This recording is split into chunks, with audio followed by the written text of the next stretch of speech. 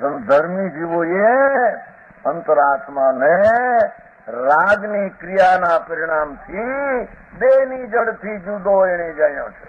આત્મા યોગી એટલે સ્વરૂપમાં જોડાણ કરનાર. યોગી એટલે કઈ બાવો થઈ જાય યોગી થઈ જાય મુકાય નહીં.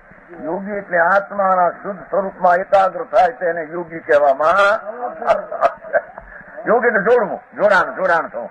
નટુભાઈ